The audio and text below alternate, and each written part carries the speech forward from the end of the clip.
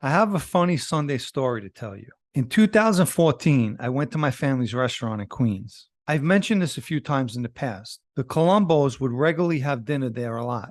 In fact, they were there most Thursday nights. I had to meet somebody in Howard Beach, Queens, at Vetro, which is a rooftop lounge. The guy I was meeting wanted to speak to me about concrete, but I had a little time to kill, so I stopped by the restaurant. As usual, Sally Bread Cambria, who was the Colombo street boss at the time, and his crew were having dinner. I went over and said my hellos, and Sally Bread asked me what I was up to. I told him that I had to meet a guy at Vetro. He asked me who was going with me, and I told him I was going alone. So he said, let me send a few guys with you. I told him it wasn't necessary, but he insisted. He went over to Vinny the Boxer and another guy, and they got up from the table. Vinny the Boxer is Vinny Maddalone, a heavyweight boxer. He fought both Evander Holyfield and Tyson Fury. Unfortunately, he lost those fights. Vinny's a real nice guy. I always liked him. And as big as he is as humble as he is. So at some point, I get ready to leave with them. And one of Sally Bread's guys named Essie calls me over. He said, you got to watch Vinny. I laughed and said, he's supposed to be watching me. He said, well, when he drinks too much, he starts to take off all his clothes. I laughed and didn't think much of it.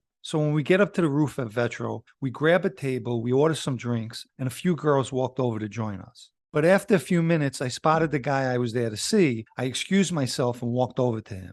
Coincidentally, he was explaining to me how Sideburns screwed him out of money for getting him a concrete job on the Bell Parkway, which didn't surprise me at all. So I'm talking with this guy, and at one point I look over at the table, and I can't believe what I see. Vinny the Boxer is standing up, removing his shirt. He's now bare-chested in the middle of Vetro. I quickly excused myself and I walked over to the table. I didn't want to embarrass Vinny in front of the girls, so I pulled him over to the side. I could tell he had one too many. I said, Vinny, what are you doing? You can't take your clothes off in this place. If you're hot, we'll order a little extra ice for you, but you got to put your clothes on.